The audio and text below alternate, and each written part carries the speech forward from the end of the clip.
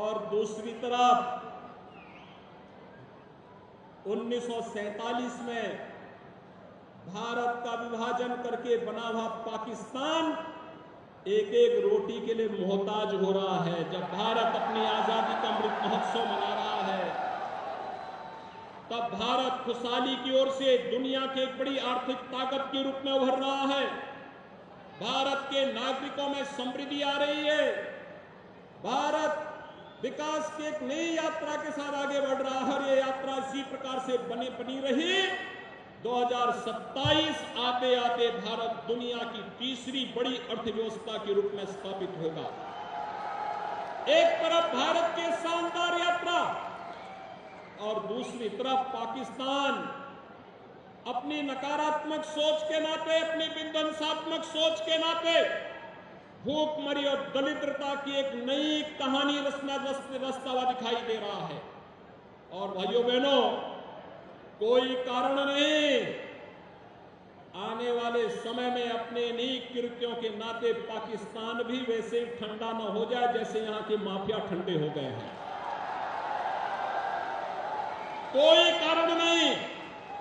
आप देखना ये उधर बढ़ रहा है और इसीलिए आज मैं आपके पास आया हूं आप सबसे अपील करने के लिए, जिन लोगों ने लोकतंत्र के गले को रौंदा था, आज उसके साथ जब समाजवादी पार्टी, उनके साथ जब राष्ट्रीय लोकदल, उनके साथ जब जेडीयू और अन्य जेपी के अनुयायी कहे जाने वाले दलों की जब सांठगांठ होती है, तो जनता भी इनके उन सभी कारनामों को कि अपने भ्रष्टाचार के कारनामों को छुपाने के लिए कैसे, क्योंकि समाजवादी पार्टी का तो पुराना इतिहास रहा है ना कि कांग्रेस को इन्होंने 2004 में बिना मांगे ही समर्थन देने का कार्य किया था। वे समर्थन नहीं चाहते थे, लेकिन जबरदस्ती चिपको आंदोलन के रूप में अपने आप को अग्रणी बनाने में माहिर हैं और वही कार्य उन्होंने उस समय किया था। एक बार फिर से उस कथा को दोहराने का कार्य हो रहा है। लेकिन भाइयों बहनों, हमें विकास के बारे में जो सकारात्मक सोच प्रधानमंत्री मोदी जी ने दी है, उस सकारात्मक सोच के साथ आगे बढ़ना है। और आज गौतम बुद्ध नगर जनपद में मैं स्वयं इसी बात को लेके आया हूं। विगत 6 वर्ष में यहां के परसेप्शन को बदला है। यहां पे बड़े बड़े कार्य, इंफ्रास्ट्रक्चर के बड़े बड़े कार्य हो रहे हैं, निवेश आ रहा है और गौतम बुद्ध नगर जनपद एक बार फिर से नोएडा, ग्रेटर नोएडा यमुना अथॉरिटी के माध्यम से अपनी आभा को देश के अंदर और वैश्विक मंच पर फिर से वह छाता हुआ दिखाई दे रहा है। एक नए भारत के नए उत्तर प्रदेश के रूप में इस जनपद ने उत्तर प्रदेश को एक नई पहचान विगत 6 वर्ष के अंदर देने का कार्य किया है। यहां पर एशिया का सबसे बड़ा एयरपोर्ट जेवर में बन रहा है। भाइयों बहनों, 6 वर्ष पहले जेवर की क्या स्थिति थी, क्या स्थिति थी? और इस वर्ष के अंत में हम जेवर में फर्स्ट फेज का कार्य संपन्न कर चुके होंगे। भाइयों बहनों, यहां पे आज मेडिकल डिवाइस पार्क भी आ रहा है, आज यहां पे फिल्म सिटी भी आ रही है, आज यहां पर विभिन्न प्रकार की वे योजनाएं जिनके बारे में कभी कल्पना की जाती थी, आज वह सब कुछ यहां आ रहा है। लेकिन मैं धन्यवाद दूंगा जेवर एयरपोर्ट में जिन किसानों ने जमीन दी थी, सचमुच उनका अभिनंदन करता हूं। मैंने यहीं पे आकर के उनसे उस समय संवाद किया था और मैंने अनुरोध किया था कि आपका समय निकल चुका है, लेकिन आने वाली पीढ़ी के भविष्य के बारे में सोचिए। हमें कैसा विकास चाहिए? जो लोग इस पूरे जनपद को, यहां के विकास को बैरियर बन करके माफियाओं के साथ मिल करके यहां के विकास को रुद्ध करते थे, हमें उनको आगे बढ़ने के लिए अवसर देना है या यहां का विकास करके आने वाली पीढ़ी के भविष्य को उज्जवल करना है। और यहां के आने वाले सभी सम्मानित किसानों ने, अन्नदाता किसानों ने कहा था विकास चाहिए, आने वाली पीढ़ी का भविष्योज्वल चाहिए। तो मैंने उनसे अनुरोध किया कि सचमुच आप विकास के पक्षधर हैं तो एक काम करना कि जेवर एयरपोर्ट के लिए बनने वाला जो एयरपोर्ट है उसके लिए जो जमीन है, उस जमीन की रजिस्ट्री के कागज 1 महीने के अंदर आप यहां के माननीय जनप्रतिनिधियों के साथ मिलकर के लखनऊ में मुख्यमंत्री आवास में आकर के मुझे दे देंगे तो मैं मान लूंगा कि आप लोग सचमुच एयरपोर्ट बनाने के पक्षधर हैं। और उन्होंने किया था और मैं आज इसीलिए आया हूं।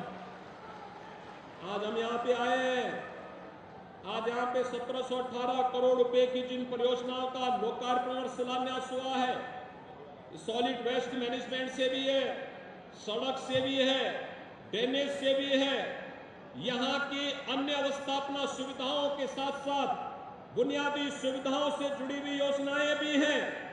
लेकिन साथ साथ इस जनपद के समग्र विकास के लिए अथॉरिटी के द्वारा किए जाने वाले प्रयासों की वह एक झलक भी प्रस्तुत करता है।